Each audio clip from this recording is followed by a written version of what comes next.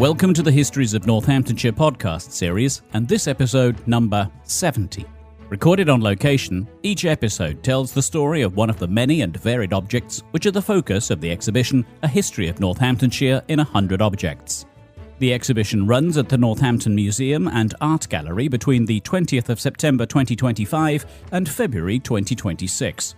Selected by local individuals, heritage groups and the museum's own curators, each object tells a different story from the county's past. And so, to our guest for this episode.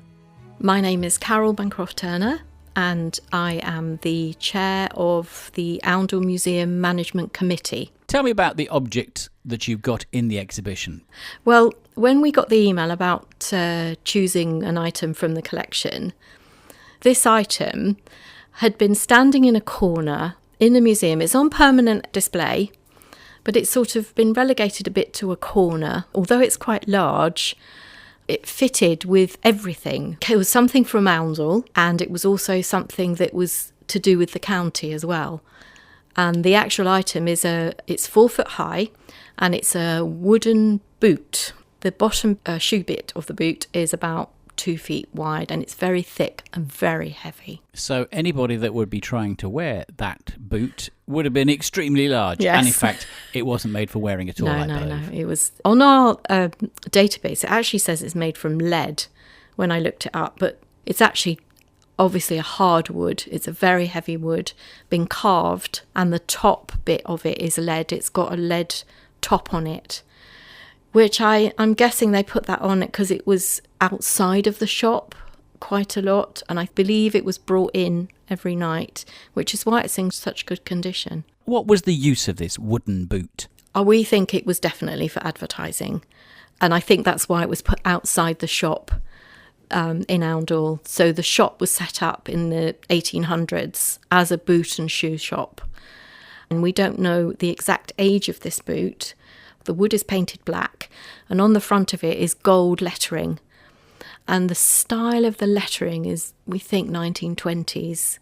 So it was possibly made around that time, possibly a bit earlier maybe, and might have been repainted. The last owner of the shop, who was the family member, there's just so little known about it, sadly. So we don't know exactly when it was made. What about the family? What about the shop? What about its relationship with Oundle? Well, the shop itself was called R.C. Cotton, and the family member who was the last Cotton to be working there, Anne Cotton, she started working there in 1987 and she retired in 2017. Now, it was her great-great-grandfather that was a boot and shoemaker, and then his son moved to Oundle in, I think, 1877 and set up the business. It wasn't in that shop particularly. I think it was over the next few years he'd had his eye on that shop and eventually moved into the shop. And it was there. It's still there now. It still is a shoe shop. And sold the business to North Shoes in 2017, and it's North Shoes today. So was it purely a stockist of shoes, or was it for shoe manufacture, which is something that obviously Northamptonshire has a worldwide reputation for? Yes, which is why we chose it, because we thought it fitted with Oundle. So there was a very small boot and shoemaking industry in the town. There's not a lot written or known about it, but it was small. Although we're right in the north of the county, that boot and shoemaking industry, there was a little bit of it in Oundle. We've got old advertising leaflets, booklets from old army necks and things, and they definitely made boots and shoes in the back of the shop. And I think gradually as time went on, they imported, shoes were brought in from other places. So do we know if the Cottons family were themselves from Oundle, or did they come to Oundle? They came to Oundle. Reuben Cotton, I believe, was the great-great-grandfather, and it was his son that moved to Oundle. Not really sure exactly why.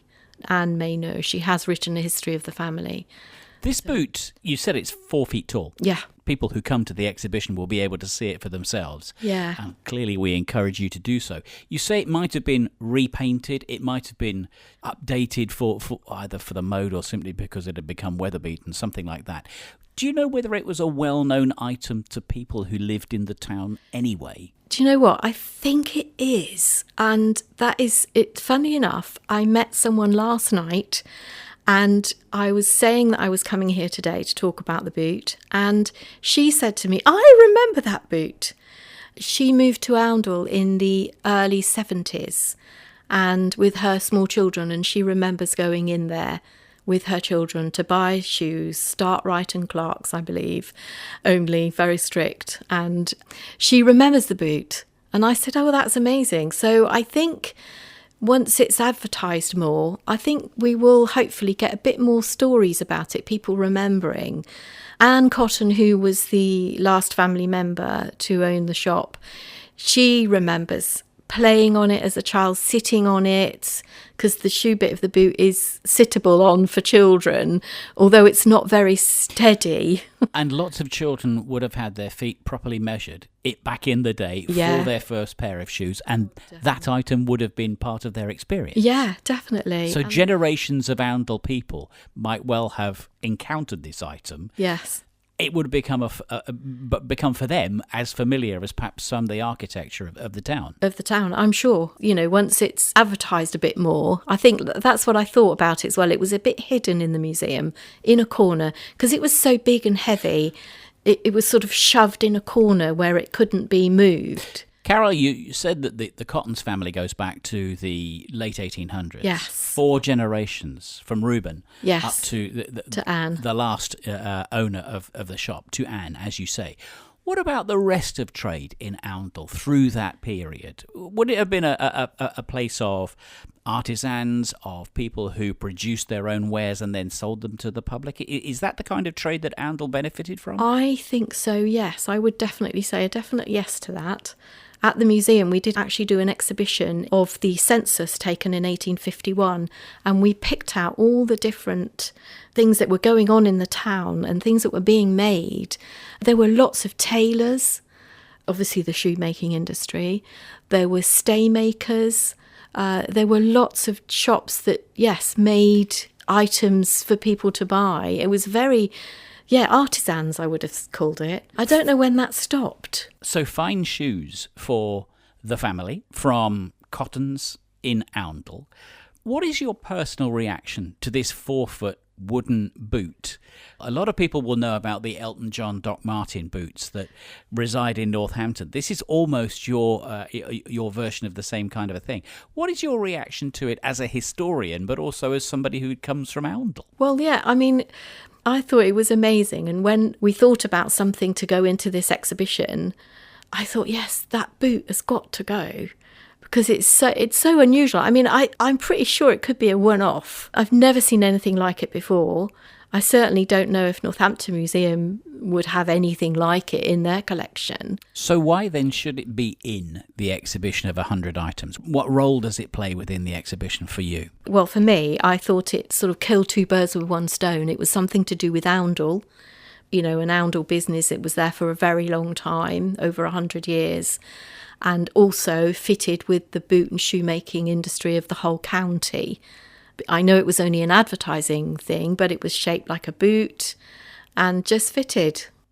Something that is very much of the DNA for Northamptonshire. Yeah. A family who came to Northamptonshire to run their business and stayed for 4 generations and had this advertising boot, perversely not made of leather, nothing to do with leather whatsoever, but it weathered the centuries and it's with us now as part of the exhibition. Fascinating to hear about it. Carol, thank you for telling me the story. Thank you.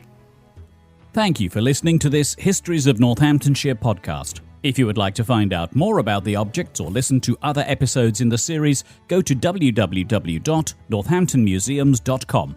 Alternatively, you can visit the Northampton Museum and Art Gallery, where you can see the A History of Northamptonshire in 100 Objects exhibition for yourself. The Histories of Northamptonshire project is funded by Arts Council England as part of the National Portfolio Programme.